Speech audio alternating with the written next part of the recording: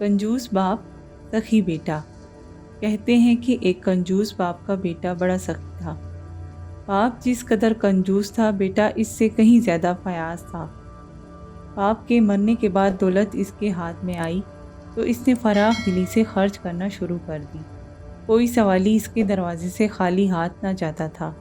वो हर हाजतमंद की हाजत पूरी करता और किसी भी ज़रूरतमंद को मायूस ना होने देता था। इसकी शाह खर्चियों को देखकर इसके एक खैर ख्वाह ने इसे समझाया, देखो मियाँ, ऐसी दरिया दिली भी अच्छी नहीं जो कंगाल कर दे। दौलत ढलती फिरती छाँव है, आज यहाँ कल वहाँ। हालात बदलते कुछ देर नहीं लगती। खजानों के मालिक पल भर में खाक छानने लगते हैं। कुछ अपने आड़े वक्त के लिए भी बचा रखो। कौन जाने कल क्या हो। आज मतमूल हो, कल खुदा न खास्ता मुफलिस हो गए तो फिर क्या। फ़कीरों की झोलियाँ भरने वाला क्या खुद फ़कीर बन के हाथ फैलाना चाहेगा।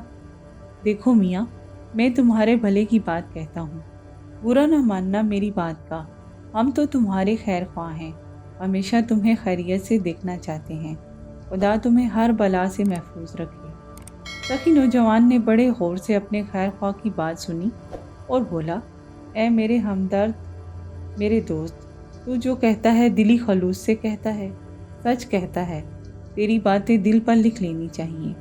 और सुनो, तुम मुझे जिस दौलत के बारे में नसीहत कर रहे हो, इसकी हकीकत यह है कि अल्लाह बख्शे मेरे बाप ने मुझे बताया था कि इसने ये दौलत कोड़ी कोड़ी जोड़कर जमा की थी, जिसे आखिर में से दूसरों के लिए छोड़ जाना पड़ा।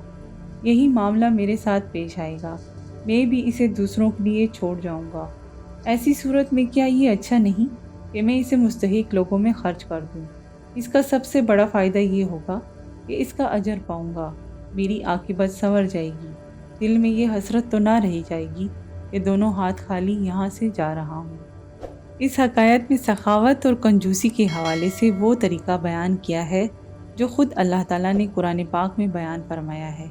इरशाद होता है, न अपने हाथ को गिरेबां से बांधो और न इतने कुशादा दस्त के दूसरों के आगे हाथ फैलाना पड़े।